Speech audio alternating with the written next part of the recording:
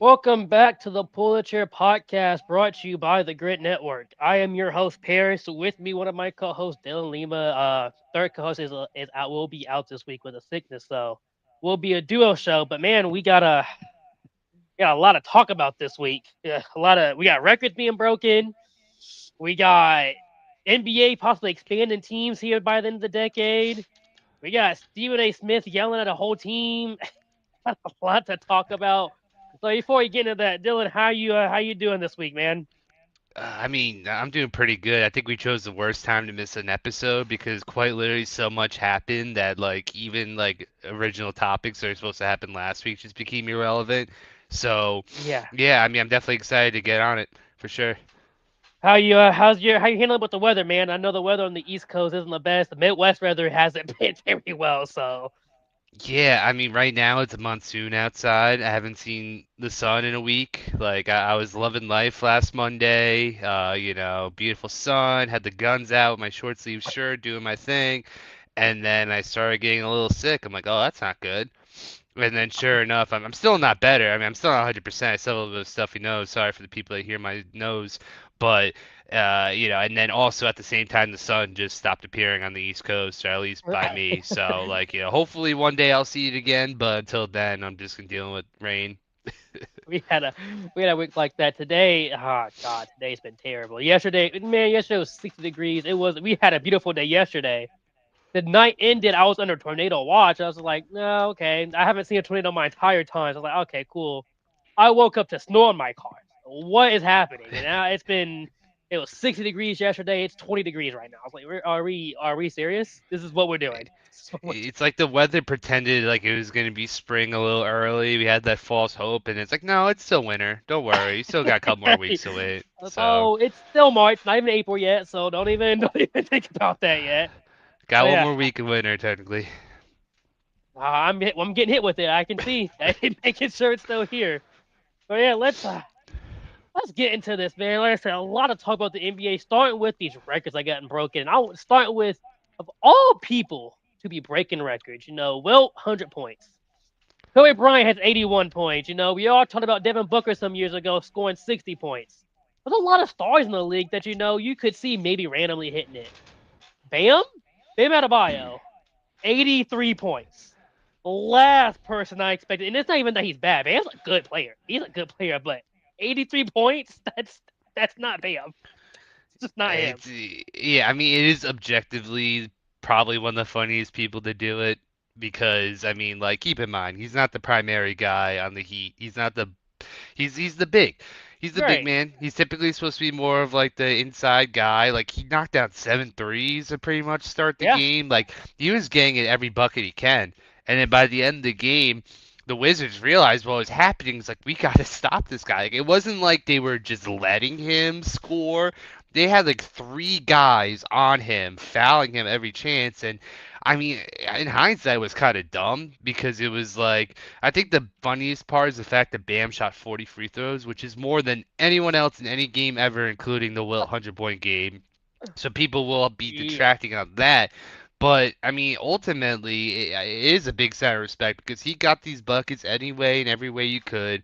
And then the Wizards were trying to stop him. It wasn't like Brett Favre letting Michael Strahan get the sack record kind of thing, where he's just letting him shoot whatever. Like they were trying to murder him at the end of the game. Like I was watching the Celtics game at the time, and I'm looking at these stats. I'm like, wait, am I hallucinating? Does Bam have 60 points going in the fourth quarter? Wait, he got 81, 83? Like I remember what? And then we're watching the free throws. Like what is going on? I remember saying it was like Bam's got 32 points after by the first quarter. I was like, 32 points in the first quarter. Like, what are we Yeah, talking about? And it was like like halftime. It was like, 23? No. and at halftime, it was like, oh, Bam's at 58 points. At halftime, I was like, 58 points. I was like, this is Bam Adebayo, 58 points at halftime. I was like, oh, Yeah. he'll slow down. Oh, he's at 75 points. I was like, oh, okay. All No. right, so we're just going for it. Yeah, once I saw the halftime stat line, it was like, all right, he's going for it. There's like, and like, people will have like that tinfoil hat thing because there's no like visual proof of the 100-point game, which is honestly fair. Pablo Torre, great, great. news reporter, sports reporter that looked into this, and all he found was a fourth quarter broadcast recording and like first-hand accounts of certain players talking about the game. And the way that some of these players, especially from the other team, were just talking so much crap about Wilt Chamberlain and the players, where they're like, they weren't even trying to do anything else. They were just giving Wilt the ball every time and just seeing what happened. And that's what Bam did. Literally the whole fourth quarter, they just kept on passing the ball to Bam, and it just reached a point where all the Wizards could do was foul him because they couldn't stop getting the ball to him, and they didn't want him to score, but he still got free throws. I think Bam score dropping 83 points makes it believable that Wilt dropped 100 points. Because there's like one thing that Kobe dropped 81 points. Like, yeah, he's one of the best players we've seen. Bam, again, good player. He's an all-star. But Bam dropping 83 is like, okay, if he can drop 83, someone who's a foot taller and more athletic than the rest of the players out there probably did drop 100. You know, Yeah. he might have done Well, that. yeah, I mean, Wilt and his time towered over everybody else. Like, he could literally just reach and touch the rim and friggin' drop the ball in that time. Yeah, No one else is even his size. and no 3-second And violation, so he could just stand there. Thanks, man. yeah, I mean, I think the funniest thing is the fact that Bam had to knock down 7 threes while Wilt was just all twos and free throws. Like, He took like the 22 old threes days. that game. Damn, did. He was pulling threes. He was. In theory, if he shot 50%, he probably could have touched the 100-point game if he shot efficiently from the three Yeah, and was chucking the bitches. if he Like would have there made is a world, there's four a more world we could do that. threes, he would have made 50%. He would have had 95 points. Okay, so you would have had So to like, hit six. and You would then have if had to he hit would have, six more threes. and right, but then he missed 7 free throws. So if he makes 50% of his threes and makes his free throws, he makes 100 points. I mean, he's not even elite at his position, which is the best part. Like that's like when Corey Brewer drops 51, or name your role player that drops like a 50-point game. Like Bam's way better than the role player. Like I am being a little disrespectful in that part, but you could have named 30 players I would have thought would have dropped 83 before Bam, Right. and that's being generous. Any guard, name any top guard from any team that we would start there, and then we'll work from there. What does that really say about the Wizards, though? But to let someone drop 83. That's Well, what I I want to mean, see. and then what? And then against the Celtics game, they got friggin' demolished on the boards. Like Celtics aren't known for offensive boards, but that game, the Wizards couldn't do anything. They couldn't guard anyone. Like Nemias Queta had 22 points on the game. And he's not a guy that usually does that. He had a 27-17 game like a week or two ago, but this is like new. He's 4 years in the league. No one, no one ever considered him being a 20-point scorer. And the Wizards clearly, without Anthony Davis, which they haven't really had at all since they traded Right. him, he's just Right. kind of an idea than an actual person. They just can't handle anyone that's big. Sar's a joke as far as defense goes, and Oh no. he's a Never seen a number two star, man. pick. Like it's all you got to say because they have no one else. Everybody else is tiny on that team. They're all tiny. There's a bunch of guards. That's why I was all more kind of confusing why they got Trey Young. It's like, cool, you got Trey Young with 15 other guards on the team. Like, okay, and Trey Young might be the smallest one. Like, Yeah, I mean he's it's pretty objectively a bad. bad defender. He's objectively a bad defender, and you put him on a bad defensive team. Like he's still very good offensively, but Yeah. just a 6 foot guard in the league, it's just not doable. And we'll talk a little bit more about the Heat later on the show, as the Heat are 7-3 in their last 10 games. So obviously this game was Bam's game, but the Heat have kind of caught fire recently. But crazy enough, Bam drops 83 on the 10th, and then 2 days later, Shy breaks another Wilt record. Well, I guess Wilt's record didn't get broken the first time, but Wilt's record did break it this time, as he broke his record for consecutive 20-point game. 127 consecutive games he has scored 20 points, which now is at 128 as he barely broke. He barely Yeah, got 20 points against the Timberwolves, but no, 129 because he had it against the Timberwolves. So he's at 129 games now of scoring 20 points in a game. This record was held for 63 years, and Shy did this. And the not even that, not even does he do that. The Thunder during this stretch are 131-27.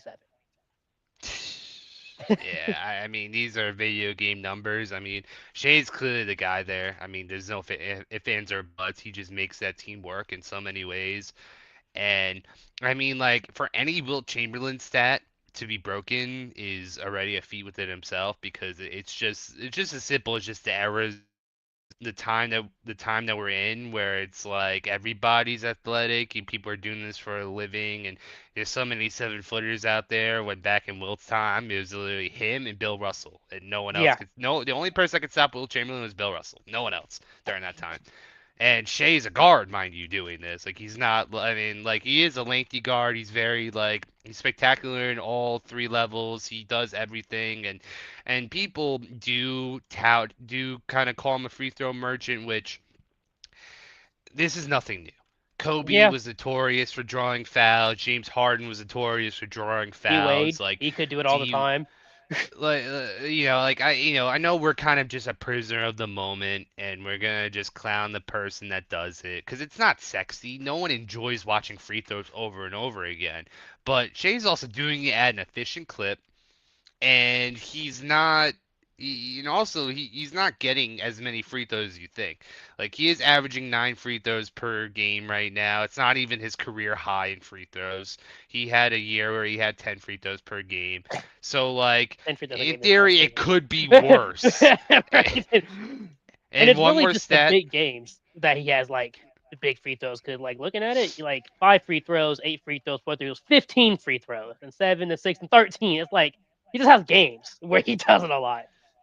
And I mean that's just part of it, because like it's like one of those things where like he's crafty at the game. He's amazing with his handles, and he gets to his spot. And the only way you could stop him is to foul him.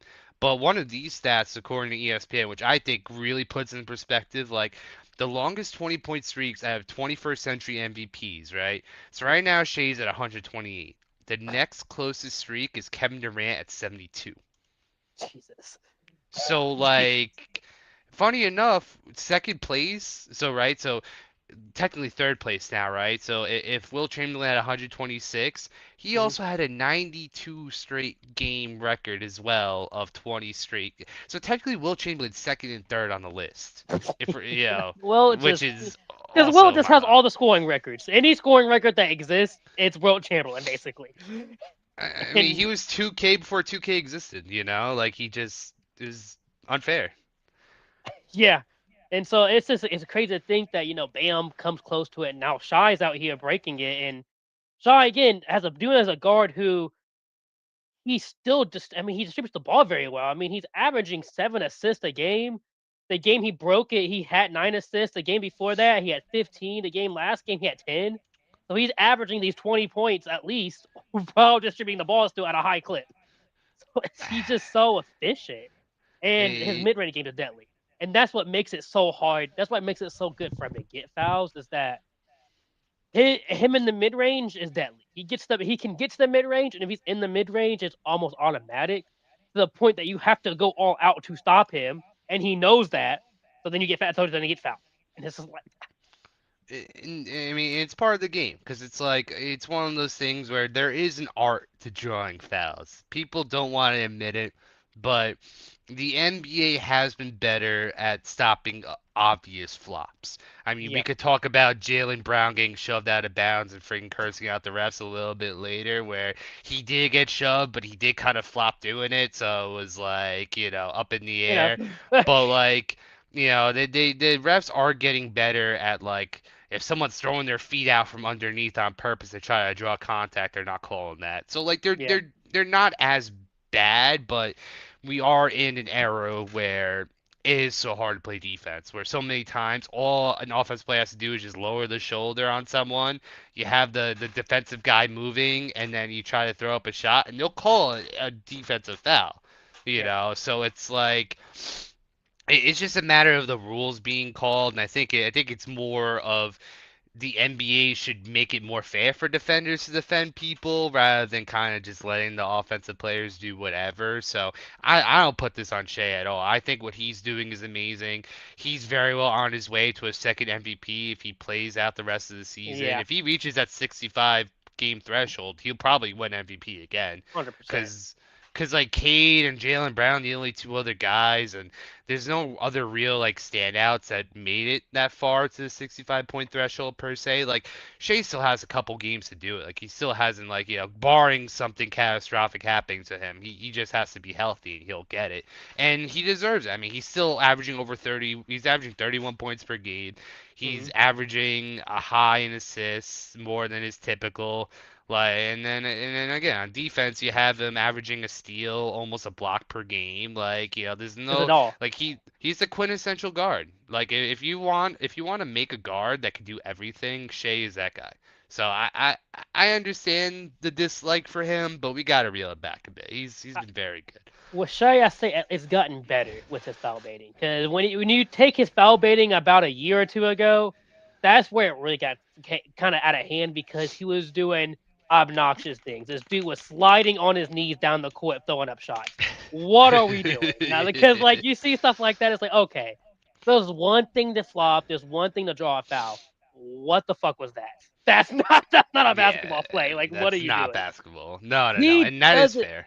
he doesn't do that anymore. Now it's kind of how somewhat it's better than what James Harden did because James Harden did it for a while and people we got annoyed with that. Nowadays it's that he gets you in bad position. I mean, if you're reaching with your hand, he's gonna get the foul. If you jump, he's gonna get the foul. If you get behind him, he's gonna get the foul. If he gets you in any bad position, he's gonna get you to foul him, which you can say it's annoying and it can be annoying because you see a lot of free throws slows down the game, but like that's real technical, man. Hey, you reached.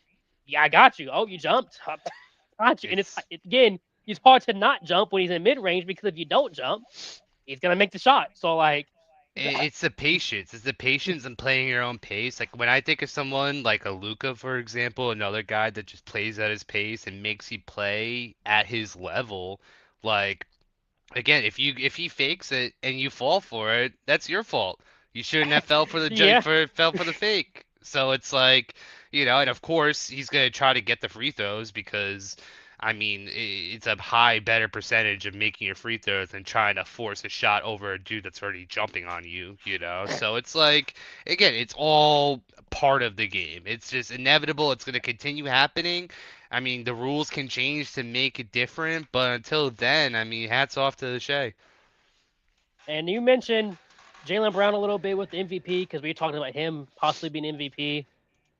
Going to the Celtics, you guys finally got Jason Tatum back. He finally made his return against the Mavericks. First game dropped a double double, 15 point, 12 assists. First game back, they won 120. Celtics are 6-4 the last 10 games, so doing okay. How are you feeling with Jason Tatum back? And you got him back. How are you feeling with this team right now? It's very evident that Tatum's not 100% right now. It's definitely going to take time for him to really be back in shape because there is a part of the ramp up phase where he has to get back into game condition. Like I've been very closely watching Jason Tatum when he's been playing these last couple games, and they would throw an alley oop to him, and then he kind of blew an alley oop. He's gotten Hmm. stuffed on a dunk, 'cause he can't get that vertical like he used to. He can still blow by guys, but even when he's going up for the layups, clearly like he's not like like the whole timing of the layup has been off where he's snuffing it, and then also he just. I just call it him chucking up bullshit because he really does just love to chuck bullshit out there where it's like he's not dribbling up the court right now. Like he's delegating Derek White or Jalen Brown to dribble up the court, but he'll just take a fucking shot with 21 seconds on the shot clock for no reason. I see him doing a LaMelo Ball one step, one running three, and I'm like, what are we doing? He said, "I'm Like I back, man. I understand. gotta play." And that is Jason. That's what Jason Tatum does. 'Cause he wants to take over the game. He wants to make his presence felt, and scoring is his best quality. So that's where he wants to. But god damn, pass the fucking ball. Like it just We like can we talked just about pass this the fuck? too. We Yeah, talked about that.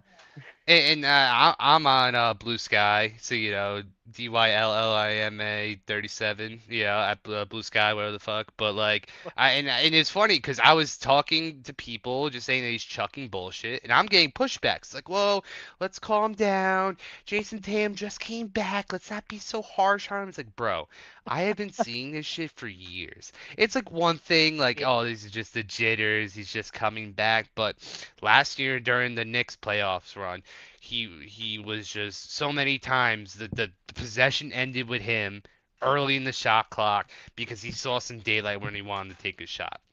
And that's unfortunately part of his game. Like there's that Kobe in him, I guess, where he just wants to fucking have the ball in his hands.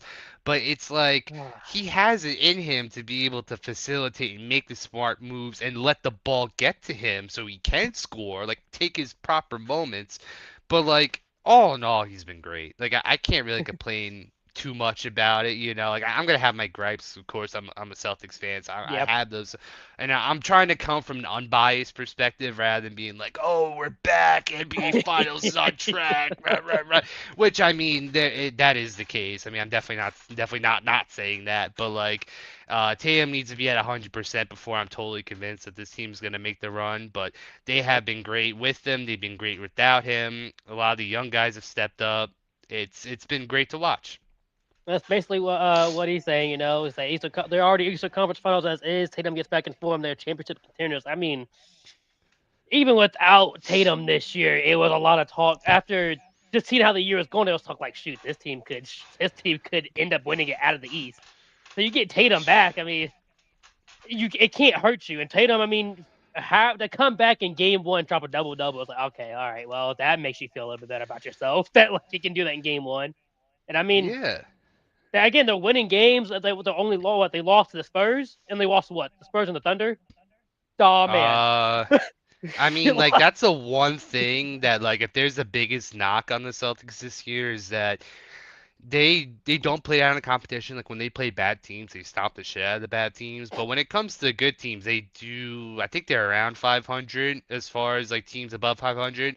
But I mean, again, it's one of those things where it's like you're playing against good teams, and I think that may bite them back come like later in the playoffs. Like first round, as long as we don't play the Hornets, I think we'll be fine. I'm worried about the Pistons, of course. And then I mean, the Knicks have not been too sharp per se, but as far as like defense and size matchups, I think the Knicks will match up with the Celtics pretty well, and they already sent us packing last year.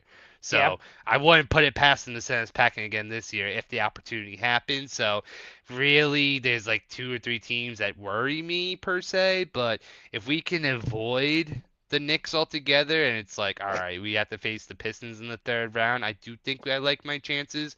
Um, but yeah, I mean, I want to talk about Jalen Brown. I want to talk about what happened to him because that was So like, okay, so I watched that right before we got on here because I heard about it. Obviously, I saw that happen. I didn't pay too much attention to it, so I went and go see what happened. And obviously, I mean, he is a foul. He definitely got fouled.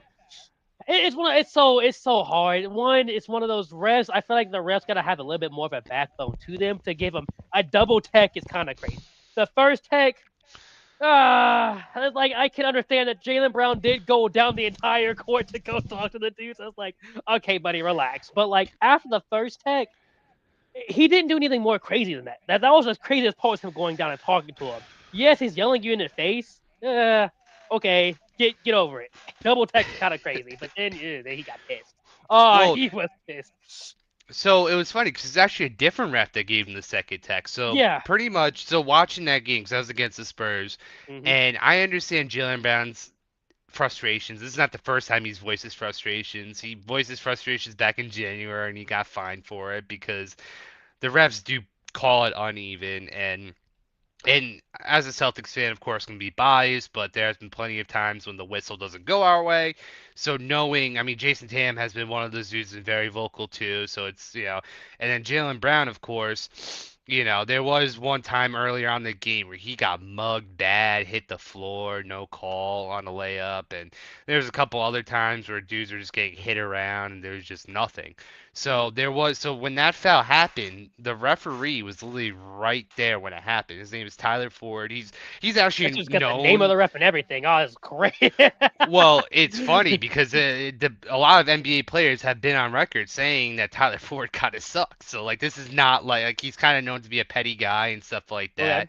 And he was right there when it happened. The shove happened. The ref's eyes was only watching Jalen Brown. He wasn't even watching what the Spurs guy did. So when he called out of bounds, Jalen Brown had some very choice words. And it was funny because in that moment, Jalen Brown turned around. Tyler Ford did the like did like a little like smirk and kind of nodded at him as Jalen Brown was walking away. So Jalen Brown was like, nah, fuck that. I got some real shit to say. He was foaming out of the mouth. He was spitting all over the floor. And that's when the first tech happened. So the Right. first tech happens. Jalen Brown was walking away again, ready to walk away. He's like, nah, I'm not letting this slide. Turns back around a second time, saying more shit to him. And that's when the other ref comes in. All right, you got the TF. Get the hell out here. And then Jalen Brown wasn't done because that Yeah. security's trying to guide him off. Coaches are trying to get, and now he's shoving the security guys out of the way, trying to get to the like he was ready to fight the guy. Like even Joe Mazzulla had it, and if Joe Mazzulla has to be the voice of reason in any circumstance, you're in the wrong. Because now Joe Mazzulla has to come and calm down Jalen Brown, tell him to go to showers, and not even 5 minutes later, the broadcast has the tweet of Jalen Brown saying, "I done told you guys about these refs, man." Like I forgot the exact words, but It went Jalen to the Brown was front live immediately. tweeting. He was live tweeting in the locker room. That's how mad this guy was. So He was I can pissed. understand Brown voicing his frustrations. The technical happens, oh well. Like Right. it sucks. But then, in my opinion, I do think Jalen Brown went a little overboard. When you gotta turn around and point in the ref's face, telling you to fuck yourself. Like it's like, all right. I mean, we got a game to play, man. Like he just had Yeah. all this frustration. He was kind of just venting it at this point. Like he did not care. He just wanted to go home early, and that's As what he did. as he said though, he's like, "Hey, the NBA can't. The NBA must have said that I wasn't that wrong because I didn't get fined for this one." So, you got a point. You got a point. I'm like, okay, And Jalen. that's the beauty of the NBA because they also did call some BS makeup calls immediately after. And NBA is notorious for that, where if they blatantly miss a call, they'll just make an equally bad call to make up the missed They call. sure will. So so that's what happened, and then it is very funny, like, because I think if there was any time Jalen Brown would get fined would be because he's like trying to fight the ref. But even the NBA is like, well, technically Jalen Brown was in the right. That should have been a foul. So we'll let it slide. No Yeah, you suspension, know, no fine. Just go to the Thunder game, man. I'm like, all right, sure. right? I And, mean, we threw away that Spurs game because of that, but oh well. and you guys had that Thunder game, man. That was a It's big all. game, man. That's, I mean, that's the thing. It's like when you're playing against the best of the best, it's like the Thunder and the Spurs probably should be the 1 and 2 favorite teams because right. I'm scared of Wemby more than anything. Like watching the Spurs Celtics game where I'm watching Celtics players not take their normal shots because Wemby's like within 3 feet of him Uh because he'll huh. just swat you. Like he'll just swat normal jump shots and his normal jump shot is unguardable. If he gets in his spot and you're not there to be like waving and try to poke his eyes out, like you can't guard him. So like, so I'm scared of him. And then the Thunder is just one of those defensively sound teams. Like they do have troubles with scoring where they're going to need more scoring than just Shea because Shea's going to inevitably have his bad games. And when Right. he has those bad games, someone has to step up. And I do, considering that they've already won a championship, they're more than capable and geared to do so, to step in that spot. Like, I don't know what's going on with Jalen Williams. I know he's really hasn't been healthy at all this I was gonna say I year. haven't heard his Will name he all year, really. Will he be healthy come playoff time? It's kind of doubtful. I mean, he'll probably play, but he's definitely not going to be where he should be. So now you're looking at like the AJ Mitchells, the Caden Wallaces, and the Yeah. friggin' Lou Dorts of the world, and it's just Oh like, is no, that going to you be do it. enough? I don't know. No. That's why they got Jared McCain, man. That's why they got Jared McCain. Yeah, yeah. 'Cause Alex Caruso's bad at shooting, so at least give to Jared McCain. You know, hmm he'll be a solid 6 man off the bench. Jason Wallace is streaky. You won't hear his name, and then he'll have a game or two where he can't miss a three. So I was like, and then when he starts hitting, you're like, really? Are we serious? This guy now? This guy wants to start doing it. So like, and that's what they did against. I mean, definitely. I mean, obviously they won the finals last year, had the run, but definitely against the Pacers. And if he was slowing down the team, it was like, oh, here comes Casey Wallace just starting to hit threes. I know it's like, okay, you're so cool. We stop everybody else. Now Casey Wallace is the best 3-point shooter on the team. That's great. And I Yeah. mean, having a Caruso, even if he can't score, his defensive presence is always going to be a menace on the court. So, and they just And they just have a lot, and they have a great coach. So and as cheesy as it sounds, it really is defense wins championships. I mean, you'll have those rare occurrences where you just have an unstoppable offensive force that just does it all. But when you look at every single competitor, like all the finals competitors right now, I would say off the top of my head, you got the Spurs, which obviously yeah, Wemby alone just makes up for everything. But you have your Stephon Castles, you have your De'Aaron Fox, De'Aaron Fox, Champagne, you have like plenty of dudes that are capable of playing defense. Thunder could probably run an 8 man rotation of defensive players. Like I don't have to list them off. The Pistons also are a super lengthy team, and mhm. Cade Cunningham's as tough as it comes as a number one option. I mean, the biggest detraction for the Pistons would be their lack of playoff experience, but the only way you can get it is by being in it, and they Right? were in the playoffs last year, if I remember correctly. So Holy they so. just Hold got to, so he's got to on. continue that. Yeah, they were in it. Yeah, they because they were 6 seed last year, so they were in the playoffs. So they were there, so it's not totally foreign to them. Now, making it a deep run is a different story, of course. And then you have the Knicks, who again has been a monster of a defensive squad that has had lapses. And the Knicks, they're just one of those teams where the Knicks are the Knicks, like they always look promising. New York is buzzing, and then they collapse. Will they not collapse this year? It's very possible. I think this could very well finally be a year where we could see a Knicks in the finals. I don't think many people agree with me, but there's I really don't want to five agree. teams. I don't want Yeah, I mean, to. like, look, I'm a Boston fan. I'm not. I can't really give too many New York teams flowers. This is one of the few times I will give a team flowers, but there's really five competitors. Oh, plus the Celtics. Sorry, so six teams really, and they're all defensive units. They're all teams with spectacular defenses. So all lengthy teams, all like so like that's pretty much the recipe. And you need depth. It's not just who's your best Yeah, guys; it's your depth pieces too. and that's where the Thunder really come in. That's why the Thunder are so good. They just have they have it all put together, and that's Yeah. what made the Pacers get there last year. Is we just kept throwing out players, and you're like, really? They're still scoring. That was our recipe. It's just let's throw whoever's out who isn't tired, and they'll score. So Mm. that's really makes a deep playoff run. And we're talking about these teams, and we talked about the West a lot. Obviously, each got the top three teams with the Pistons, Celtics, Knicks. Cavs are 41-27. I just don't know how much I can give them with James Harden having a fractured hand for the rest of the season. Like they might be able to beat a lower team, but it gets higher teams. That's going to cause an issue. However, and normally you wouldn't talk about this, but for the East this year, how it's looking. This play-in tournament might actually be really exciting, Loki, because right now you're looking at the Heat, the Sixers, the Hawks, and the Hornets are your four play-in teams, and all of those teams, other than the Sixers, who are kind of iffy right now, the Heat are 7-3 in the last 10 games. The Hawks are 9-1, and the Hornets 7-3. All Yeah. most of those teams have been hot, and the Sixers have Tyrese Maxey has a great year, and Joel Embiid. But Tyrese Maxey had a great year. VJ Edgecombe had a pretty good year. For once, all four of these teams, I would want to see them in a play-in tournament. But who makes it out of that play-in tournament? Those four teams. It's tough, man, because like so if we're gonna pretend, right, the 7 and 8, the 9 and 10, they stay exactly the same.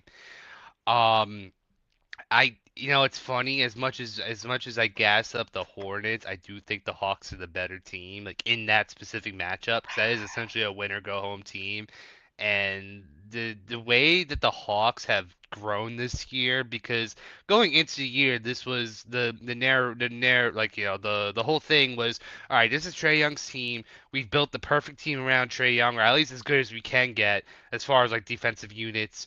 and help on the scoring. Like now we gotta see what we can get out of Trae Young. Of course, he goes down, and before he goes down, he was not particularly good. And then Jalen Johnson just becomes the second coming of Russell Westbrook, but just lengthier. Like Yeah, he's just been yeah, spectacular triple double guy day in and day out. And the Hawks are like, wait a minute, why are we playing this 6 foot guy when we could play the friggin' 6'8" point forward as our main guy? So then they just shipped yeah. off Trae Young for quite literally peanuts. Like they couldn't give less of a crap of what they're getting in return. They also got rid of Kristaps, which was also a big Hmm. trade too, because I love Kristaps, NBA champion forever, but his illness, whatever illness he's been dealing with, has clearly been a problem. Where he's always struggled with staying on the court with injuries, but now it's not even injuries anymore. It's some like rare illness that like he could play sometimes. When he does, his heartbeat goes up, and he can't even play at his best.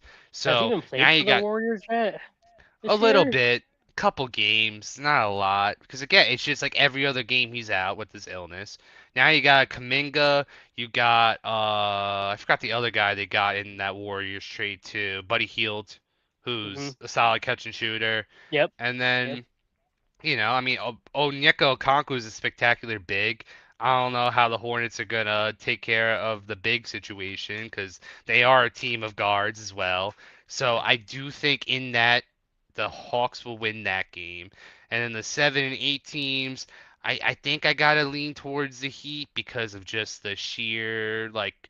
Because I do give a lot of credit to Eric Spoelstra because no matter what team he has, like that team is always well coached and they will Yeah. do everything in their power to friggin' be their best. And the Sixers team is a very questionable, like, they have the Depends. Maxi, they have the Edgecomb. Embiid when he shows up is, still Embiid, but like they have so many holes on that team that I can't see them beating that Heat team. And then the Hawks and the Sixers, maybe the Sixers win that, maybe the Hawks. It's kind of a coin flip. Considering how much nice stuff I've said about the Hawks, I'll give them the edge. So my They two definitely can teams play would better be defense than the 76ers can. They can play defense. I mean, Alexander Walker's a good defender. Dyson Daniels a pretty good defender. Jalen Johnson, I mean, he's just athletic. They can do kind of whatever. Um, yeah, they have a not too bad of a center. I'm trying to remember who their center is, but he's not it's terrible. Okongwu. It's Okongwu. Yeah, so, Okongwu's yeah, their center. and they're actually beating the Magic right now, 121 to 109. So they're about to, which 10 and I know 0. we 10 and 0 in mentioned the that. last 10 games.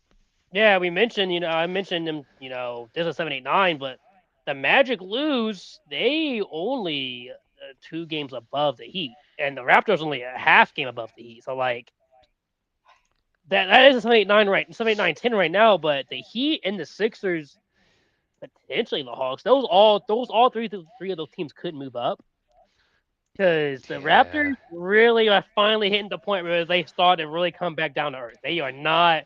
They were staying in that 4 or 5 area for so long, and Yeah. it's finally hitting that they're not winning their games anymore. They're 30-29, Mm-mm. 4-6 in their last 10 games. Like I said, they're Yeah. at this point they probably will be in the play-in because the Heat are just hot. If they get in the play and they're sliding out, I mean, they're lucky enough that they got as far as they did. I don't think, I mean, the Magic during a 7 game win streak, Yeah, they'll uh they'll stay in even if they do lose to the Hawks. I mean, it is all close. I mean, the Hawks are only 2 games behind, or yeah, 2 games, 2.5 games behind the Magic. So much of this can change from here on out. But do you see a way the Hornets can make it to the playoffs? Do this? Like, do you see a way they make it through the play-in? it would have to be some kind of like, all right, the Heat slide up, the Raptors fall. And then hold on, let me pull these standings back up. So it's gonna have to be because like I think the Sixers and the Hawks are gonna have to swap too. Because I think if the Hornets play the Hornets will beat the Sixers, Okay. and then let's just say for fun, the Heat slide up, take over that Raptors spot. I still think, I mean, I still think it would have to be Raptors would have to become the 7 seed, or maybe the Hawks will become the 7 seed, depending how the Raptors fall. And Yeah. then the Sixers are out. I do think the Raptors slide out because I really don't have faith in them. And then the Hornets, by proxy of winning those 2 games, would become the 8th seed. So it's like there's a little bit of gymnastics there.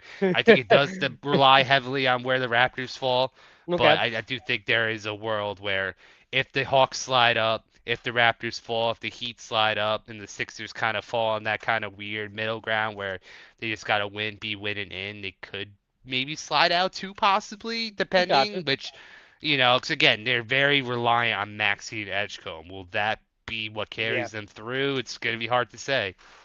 I just, it's funny, like, most of the time, normally you really talk about, who's winning the East, and obviously we're talking about that, but, like, this play-in tournament, actually, this year, for me, is kind of entertaining. The Hornets are just a really entertaining team to watch this year, so I want to see them beat somebody. The Hawks have just, man, Jalen Johnson's good. Jalen He's Johnson's a good. good player, so I was like, I He's want to see him do good. something, and then, it's like the Heat, I don't, it's not like I care too much about the Heat, but it's like, they're always there. They're always lingering somewhere, coming out to beat somebody. The Sixers, I mean, it'd be nice to see Tyrese Maxey do something, but like if it becomes between Tyrese Maxey and the Hornets, like I'd rather see the Hornets win than the 76ers win. So it's like, it just has something to watch down there. It's like it's not just let's get to the playoffs. I'm actually gonna watch this play-in tournament this year for the East. Yeah, I mean, well, we don't. The Bulls are done for. Like we've had the Yeah, curse for the past couple of years of the Heat, the Hawks, and the Bulls being there every single year. So that does lead to like kind of defeating the purpose of a play-in when it's really the same teams over and over again. So with the Bulls falling out and and the the Hornets Bucks having can't win a problems, game. And the Bucks can't. well, here's a crazy thing. If you look at the standings, both in the East and the Western Conference. From the 10th seed to the 11th seed, there are gaps. You have a 6 game gap between the Bucks and the Hornets, and then between the Trailblazers in the 10th seed and the Grizzlies in the 11th, there's a 9 game gap. There So is a big the gap. teams that are in the play-in right now are locked in. But Every like the team that's in the yeah, lottery are tanking for these lottery picks. That's just plain and simple. There's no, the only excitement is the jumps in these seeds of these playoff guys. Everybody else yeah. is trying to lose. And speaking of lottery, I just not going into that. The NBA, I wouldn't say confirmed, but they're going heavy on them wanting to add two more teams now by the end of the decade. By the 2028-2029 season, they want to add two teams, and they want to add a Las Vegas team, and they want to add Seattle back. It's always talk about being the Seattle Supersonics coming back, which I think those two make sense. Seattle, if there was ever going to be an expansion back in the NBA, it was going to be Seattle. Seattle was no doubt going to get a team. Las Vegas is getting a team in every sport now, so it only makes sense the NBA goes there. With that, there was talks about Minnesota and Memphis being moved to the Eastern Conference if that happens, because those are two obvious Western Conference teams right there. Which Yeah. Minnesota and Memphis kind of what somewhat makes sense to be in the Eastern Conference. I'm fine with that. It But looks like only one of those teams will move over since they're both Western Conference teams, so it's really either or than both of them. yeah, but if this does happen, obviously this is years to come down, so teams are going to be different. If the expansion happens, that means we'll have an expansion draft. And an expansion draft, teams can only protect 8 players, and how the rules are, the team can only take one person per team. So you kind of have that, but your team can only protect 8 players. So again, if this does happen, this is years down the road, different players on the team. But if an expansion draft were to happen, what are the 8 players you want your team to protect? This is tough because, like, I mean, this is a great question. I mean, for many reasons, because like I would be very excited for expansion. I think everybody. I don't think there's any stout people that are against an expansion, and Seattle and Vegas both make the most sense. I mean, Yeah, Seattle's a great sports town in general. I mean, they just got a hockey team on top of a baseball team, on top of the NFL they're team. also football, so they have everything else. They just got friggin' Thunder just ran away from Seattle for friggin' tax reasons, pretty much. So like, they unfairly lost their team. And Vegas, of course, makes sense. But looking at the Celtics lineup, obviously I would keep Tatum, I would keep Brown. Those are obviously non-negotiables. I keep Derek White. He's been by far our best guard, really. Yep, If yeah. you're not counting Jalen Brown as a guard. Payne Pritchard, love Payne Pritchard. He has been a fantastic six man. He's capable of starting. His handles have been great. Like Pritchard's becoming a vet, and he's someone that's almost indispensable to the Celtics team. Now we're starting to kind of get into the weeds of things because Namias Queta is definitely my pick. As far as a big goes, like I would say yes to Keita and say goodbye to Vooch because first off, Okay. Keita's only a 4-year guy. Vooch has been in the league for 14 years, so just by time alone, and then also Keita's a 7 foot big who watching him play, he gives me flashes of Robert Williams. Like he doesn't have the exact same paint presence as Robert Williams. Like I'm talking about 8 blocks in the first round of Robert. the Oh playoffs against the yeah. Nets. Robert Williams, like he was a menace. But Keita's fantastic on the boards. He has such an elegant touch around the rim where he could just lay it up and it's almost a guarantee to go in. He has no jump shot to save his life, but he's just as traditional but big as possible. So that's now we're at 4. hmm Sam Hauser is someone that I think because of just by sheer like just being with the Celtics for his 4 years and being battle with the team and chemistry wise, like I feel like whenever I watch Sam Hauser, he freaking chucks bricks, but he's a career long 40+% from three. So it's like there's Yeah. not many players you could say that can do that. So he just automatically has that spot. So that's actually 6 now. So now this Yeah. is when Two it gets more. really Yep. hard because now I'm looking at my young guys. I'm looking at Baylor Shireman, I'm looking at Hugo Gonzalez, and I'm looking at Luca Garza. Okay. Um Luca Garza has also been a 4-year guy in the league, and he's also having his best season right now with the Celtics his first year with us because he was kind of just a throwaway. He has a ugly as sin jump shot. Like he shoots it like it's a catapult, but it goes in, but it goes in. So it's like you can't argue with an ugly jump shot if it goes in. And then Shaw Baylor Marion. Sharman, yeah, Baylor Sharman for his second year in the league has been great. Like he's also been dealing with a broken thumb, but he actually has in the cast, and he's a lefty shooter, which I am very partial to lefties. And he does the thumb up celebration showing his broken thumb every time, so like it's hard to hate on him. He's kind of just one of those dudes that seems very likable and is still on a rookie contract.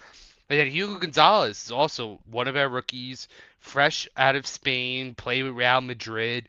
And look, those European boys can hoop.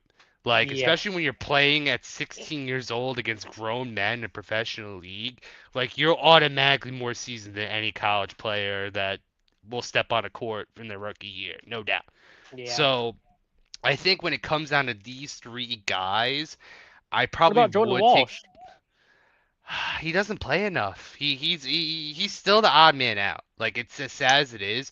And funny enough, I'm looking at the heights of these guys. Jordan Walsh, Baylor Sharman, and Hugo Gonzalez are all 6'6" guys. They all have different positions, mind you, but they're all the same exact height.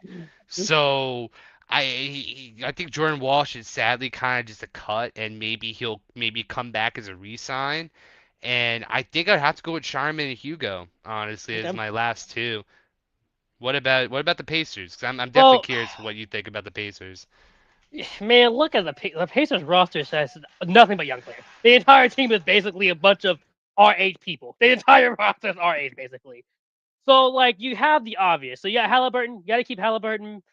Got to keep Siakam. We just got Zubac, but he's our only center we really got. So, you got to keep Zubac. That's 3.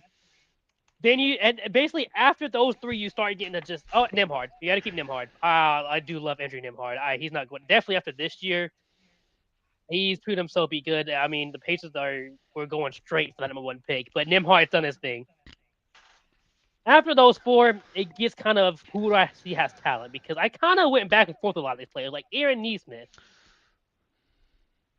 The past Did you, couple games, when we've let him just go out there and shoot the ball, he's starting to drop points because the dude can shoot.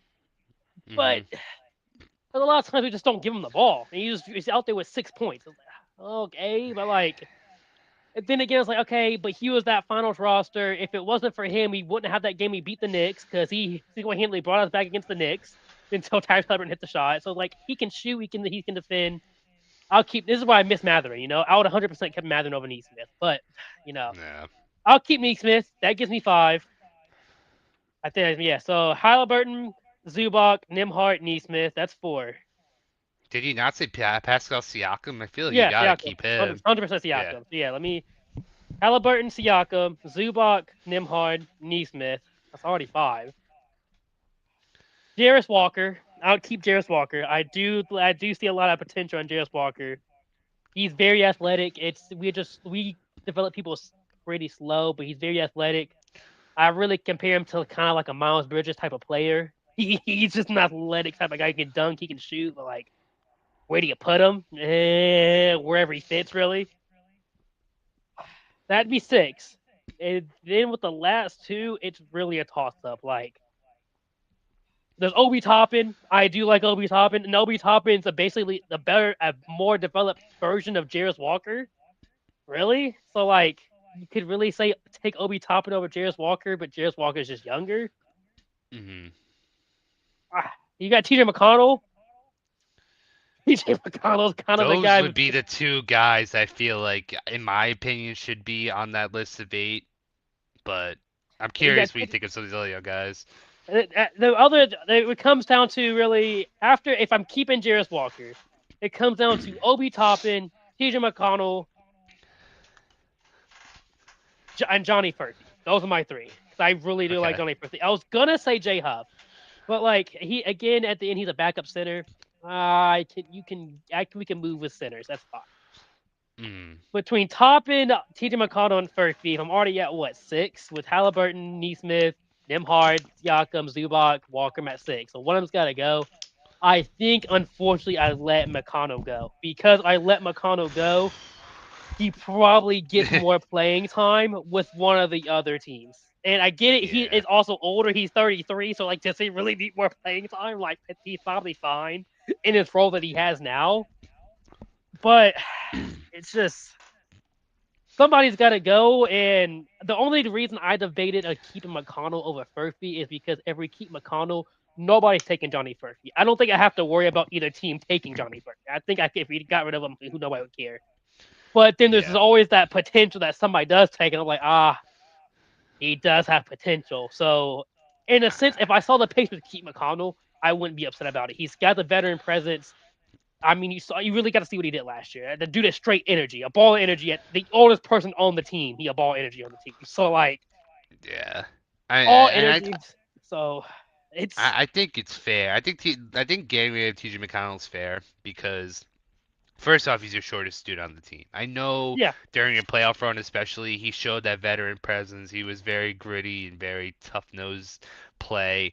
Um, but he's on his latter half of his career. I definitely do agree with your point where I think he would get picked up by any of the 2 potential yeah, expansion teams. I think that's very possible. And I think Obi Toppin would be the same because I think Obi Toppin is a very special build of size and yeah. arm length and athleticism that I mean, there are times where you kind of scratch your head with him, like what is he doing out there? But when he's on his game, Yeah, he's very good, man. Like I think ultimately, I and it like Johnny Furphy. It's a good ass name, Furphy. and it So I and it think I Obi wouldn't hate Toppin that. works very well with somebody like a Tyrese Halliburton, who can just throw the ball up. And Obi Toppin can just go get it.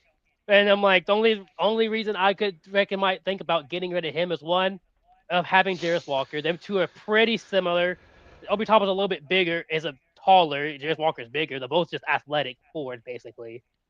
And Jarris Walker is much is younger. He's 6 years younger than Obi Toppin, so that's that. And then two, the draft we have coming up, we most likely are going to draft a forward. It's either I'm guessing we're going to either draft Diamond Asta or someone like Cam Boozer or something like that. So it'd kind of be weird to have draft one of them and keep Toppin and Jarris Walker. You can't kind of do all that at once. So like It's tough because I feel like Toppin is a starter potential guy. he Like I do, is, he is. like it's not like he's bad by any means, and I think as far as developmental piece, I feel like Toppin kind of just needs to be there, even if it is a short period time thing. Like who knows when this expansion goes through because it could very well not pass this expansion, and then it's going to be a revote and then just keeps the can keeps on getting kicked further down the Keeps road. going. So who's Yep. to say, you know? Because I mean, this has already been talks for years now. I feel like we've been talking about expansion since the turn of the 2020s. It's been Yeah. consistently been in conversation. So will They it just finally happen? are like, oh, let's maybe start putting actual thought into this, you know, like, oh, this is what we could do. Okay. Yeah. So I think Adam you gotta Silver, at least get Toppin through his contract for the very least. Adam Silver is like, you know what? I got to do something to get people to still like me because there's a lot of things going against me right now. Yeah, I mean, this is a Hail Mary. Because I mean, I think if Seattle finally gets their team back, it's like almost like all of his sins are forgiven, pretty much, because Seattle can finally feel whole Basically. again. And I just want, like, I don't even want to buy a Seattle Supersonic jersey, but I want to see people with Supersonic jerseys on. That was the coolest logo, cool color combination, cool players on the Very Supersonics when they unique. were around. Very Very unique cool. color. There was literally, I mean, like, I know I have the rose tinted glasses, but it really, like, it was just one of those things where you had to be there. You had to see the. I mean, I wasn't around for Sean Kemp, but everybody loves Sean Kemp. He was kind of just a historic dude. You had your Ray Allen years briefly. I forgot Kevin who else Durant at the was. beginning. Oh yeah, Kevin Durant rocking Yeah. the Supersonics jersey, his rookie card with the Supersonics on it. hmm I mean, like, like it was just cool. Like everything about the Supersonics was cool. So I would love to see them come back. And they have to keep it all the same. Like it has to be a Cleveland Browns type of gig where you keep the name, you keep the logo, and you're not allowed to change it. Don't do it. I mean, Just because don't do it. it would feel really kind of disrespectful if like, oh, we're going back to Seattle Supersonics, but they change a lot of things. Like, this is not the Seattle Supersonics. It's just like, No, if they change that logo, they're dead to me. I mean, plain and simple. I would already be out on them if they change that logo. Like, and knowing how all these teams go, everybody loves the simplified, dumb logos for some mhm, reason. Like, so like one person heard like, oh, if your logo is drawable, it's very recognizable, and then everybody went and did that. Which yeah, I get it, yeah. but there's so much plain and boringness nowadays that we see with so many of these things where. I look back at the older logos, like I love this Cubs logo. Like this is, I went to Okay. friggin' Wrigley Field and hmm got this logo. They used to have an actual bear on their logo. I think that's sick.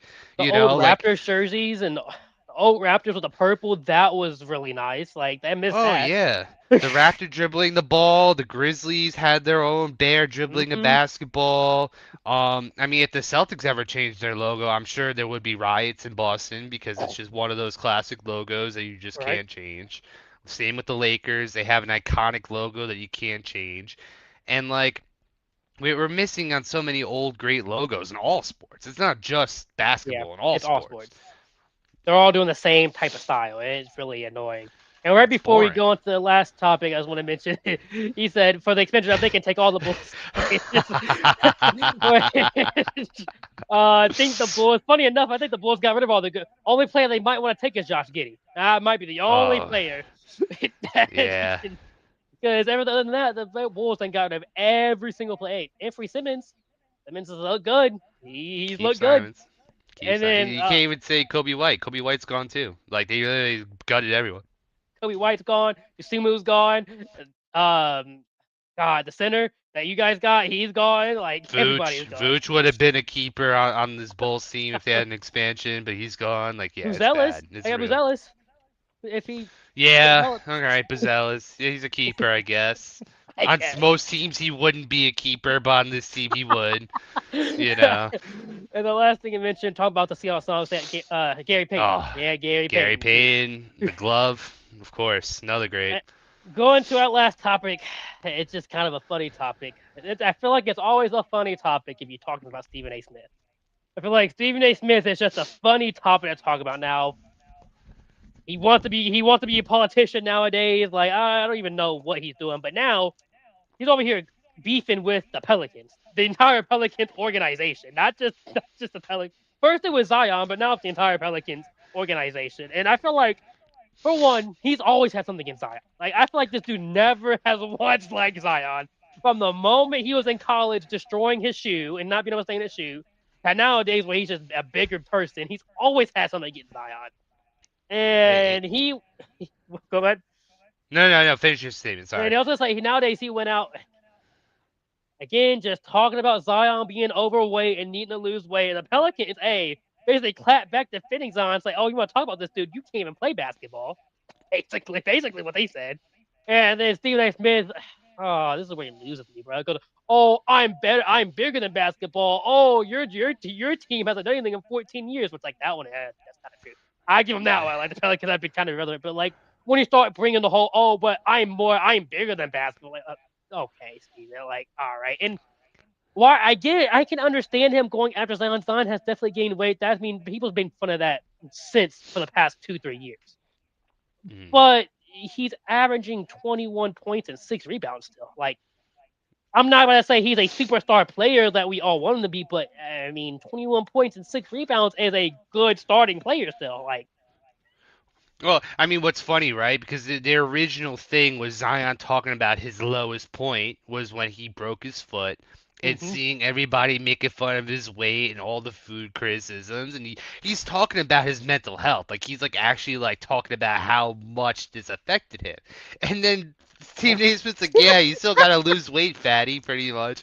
So it was like that's one of what we those said. things where Stephen A. Smith just flat out ignored the whole premise of the conversation and just went after Zion for the same tired things that everybody's talked about. Yeah. And Zion's having a really, he's played 51 games this year. He's played more game than like most years. Like hmm he had 3 years where he couldn't even put more than 30 games together. So he's finally had one of those seasons that he's playing more than half the games. He's still averaging 21. He's like been very good. Like he's averaging a steal per game. Like he's been playing arguably some of his best basketball.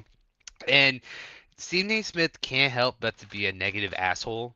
Like he's a big part of the problem of why the media just has such a negative outlook on basketball because of course Stephen A. Smith is the guy at ESPN.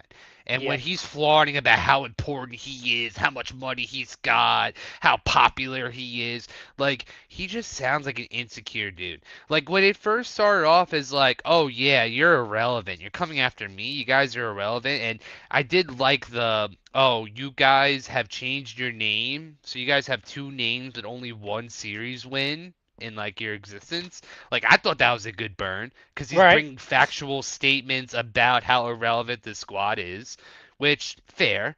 But yeah, but once he starts turning into a popularity contest, like he Like, just his head is so far up his own ass. Like I'm sorry, like that's it's where you so lose me. bad, bro.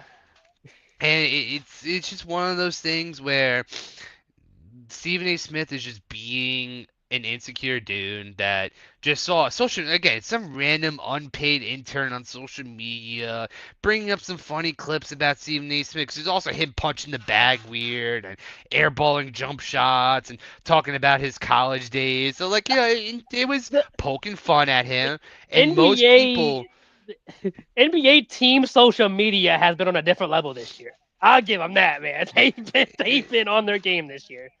And it's Stephen A. Smith acts like he's so much better when he's no better than these guys. He does all the same criticizing and putting down players and but God forbid you go at him, it's like the end of the world for him. Like and then I think also the Pelicans also had like little Max Kellerman like kind of doing this with his Oh, fingers thing, and that's what set him off because yeah, Max Kellerman was what like even Max Kellerman has gone on his own thing about Stephen A. Smith, how much yeah. he's not really a pusher with takes and is kind of like a very like this has to be how it is kind of way. And that's I mean, never forget when Ocho Cinco called Max Kellerman blacker than Stephen A. Smith over the Black Lives Matter stuff when that happened. So like that was the moment when Kellerman was gone, and I'm sure that still hurts Stephen A. Smith to this day Yeah. because his identity Yeah. matters a lot to him. He talks a lot about his identity being a black person in media and how much he struggled and all valid stuff. But when that happened, it was like his world shattered. And it's like, all right, Kelman, you're gone. I'm gonna become the number one paid guy in ESPN, and first takes me about me, me, me, me, me, and that's all he's been. It's just about him. And look, man, you gotta be able to laugh at yourself. You gotta not take things so seriously, and no one's gonna be like, oh yeah, Stephen A. Smith, you're such a cool guy. I'm glad you stood up against those big me. No one's thinking about that. Everybody's just pointing and laughing at Stephen A. Smith because of how insecure he is. Yeah. I think it's just I generally do not like Stephen A. Smith. And honestly, I don't even know what happened because it was like growing up. I actually did like. I thought Stephen A. Smith was cool. I liked listening to him. It's been the past 2 3 4 years. He just becomes so. Like I said, nowadays he wants to be in politics. Like Stephen, what are you talking about? It's nowadays. He went from just talking about the sport to like he needs to say things. It's gone from just talking about sports to what can he say to get the biggest headline. Basically, it's what he's gone to.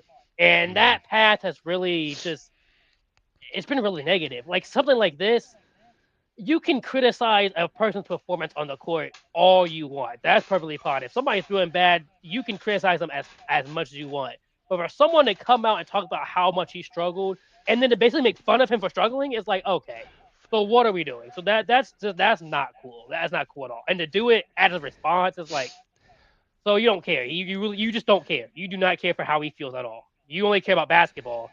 And he's not even bad at basketball. The dude is, like I said, he's dropping 21 and 6 per game. He's still performing. So like, you actually have no basis to stand on. Everybody makes fun of his weight. I get it. We see it. Everybody sees it on social media. We all see it. But at the same point, if he's that weight and he's dropping 21 points a game, well, well, I It's mean, who cares? and Zion's talking about how he wants to be on the court, how he loves basketball, and it's just like he was bummed about the injury. It wasn't like he was just Yeah. kind of like, it's whatever.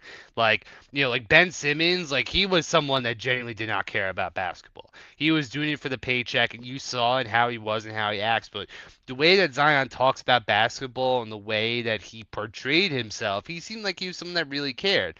And was bummed about him missing this time, and he's trying to redeem himself from all the negative criticism. And Stephen A. Smith has been very much the lead of that, and he's part of the negativity. Like ESPN First Take has been, when they talk about basketball, it's always the bad things, or they'll compare. They do a lot of comparisons. I mean, it's always the tired LeBron and Michael Jordan thing. But I saw they did a topic like, oh, with Jason Tatum back, whose team is this? Is this Jalen Brown's team or Jason Tatum's team? It's like you've had the same topic 20 times in 20 It's different crazy. ways. Yeah. They just exhausted every ESPN take possible, and they're just recycling it. And it's very obvious that Stephen A. Smith is not the person that comes up with these topics. He's just, like you said, trying to get something for clicks. And the things that he said about Zion was what was getting him clicks. So when Zion was the topic, no matter what Zion could have said, Stephen A. Smith was still going to talk about how he's a fatty McFatty face that can't stop eating, that can't play in games. He's such a fat boy that has a little fat belly. Like like it's like literally that's what he sounds like. So like Sounds like a little I'm kid. totally on the It's, Pelican side. Yeah, he sounds like a is. little kid, but he does. And it's like also with somebody like Zion, if people don't think about this, he had a bit major injury, and we see it. Obviously, Tyrese Halliburton's coming back, and on the way to come back. Jason Tatum just came back. We see Kobe Bryant came back, but someone like Zion, who already, yes, he was a power forward, but his build, he was a bigger person. Great, he was athletic. He's athletic. He's very athletic, but he's just stockier as a person. So when you get an injury like that where you can't move, I feel like it's gonna be easier for his body to gain weight like that. Like it's just kind of it's gonna be natural. So like to see him like that, it's like yeah, it sucks, but it's like there's almost no way for him to combat that because what he's gonna do, he can't really do anything right now. So Yeah, he's built like a fridge. yeah, Whether skinny or not, he's built like a fridge. And I mean, you mentioned before in college when he broke through his basketball shoe. That is that's a once in a lifetime thing. I've never seen that happen. I'll never see and that he like again. destroyed that shoe. Like that shoe was Oh, obliterated. yeah, I mean, like the sheer force, and Nike stock tumbled immediately after that because it's like, oh wow, Nike shoes suck because Zion's foot went flying through it, and no one's ever seen that before. So it's like, like his foot single-handedly tanked Nike stock for a while. So like, it's just like I mean, like it's all fun and jokes, but like just in that moment and what was happening in that time, Stephen A. Smith has just been nothing but misstepping and being sensationalist and I mean, honestly, I'm more or less fed up with First Take. I'd rather listen to like Fox Sports' like First Things First or other ones because at least they'll have intelligent takes. It's not just, oh, what gets us the most clicks. Yeah, So that's all it's become. He's the older he's gotten, the more hateful he's becoming. Honestly, yeah. Unfortunately, that's what it seems. I think it really does come to, as we just said, it's just whatever's gonna get the most clicks and just pointing somebody out, making fun of somebody. Unfortunately, will get you clicks. People are gonna start talking about it. So that's the unfortunate way of it. That's how it is now. But that is gonna wrap up this episode of the Pull the Chair podcast. We only got 13 games left in the NBA season, so two more episodes of this, and we are gonna be in the play-in. So we gotta coming down to the end of the season, gonna have a lot to talk about, a lot more playing talk to talk about. Obviously, we saw the East, so we'll take a look at the West next week. see how the standings are ending up as we get to the end of the playoffs. So stay tuned. 9 o'clock on Mondays for the Pull the Chair podcast.